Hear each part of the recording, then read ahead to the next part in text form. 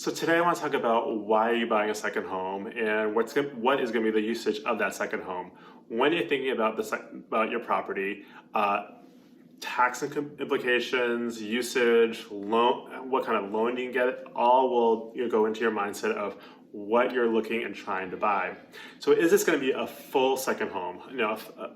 A full primary residence, you're really looking at purchasing the house with the expectation that you're going to be using that often and not making really any investment opportunity off of that property. Whereas there is options as an investment property to still be using the home on occasion. Now, I am not a tax accountant, so if you need a reference, happy to provide, but my understanding that is if you have an investment property somewhere that you like to visit, you can go there on an annual basis, check up on it, make sure that that property is, the landscaping doesn't need to be touched up, that the painting is in good order, that the property is being well maintained and taken care of, and that you have to make any additions or fixes to that property, that you do that when you're visiting and traveling to that property. So there is a difference between a full secondary home and an investment property that you do use when you're checking up on it for business purposes.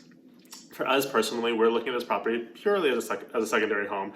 As we went through the process, we did think about other investment opportunities that we could get from it. If we're not using it, being able to Airbnb or rent it out on occasion. But the real idea behind this property was as a secondary home, using it, when and at our leisure. For a long time, we were looking in the Tahoe region. My sister and I, we both grew up on the East Coast. We love skiing. We wanted to teach our kids to ski.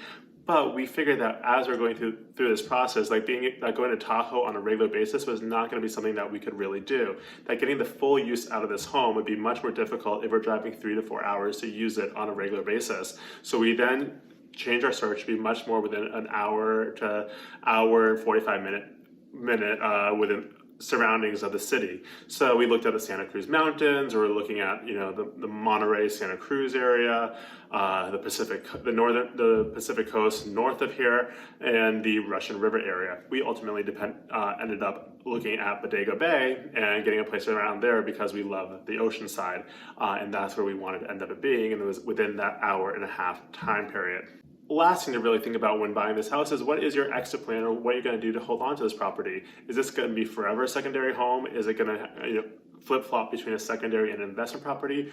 Or could this second home ultimately become a primary residence for you?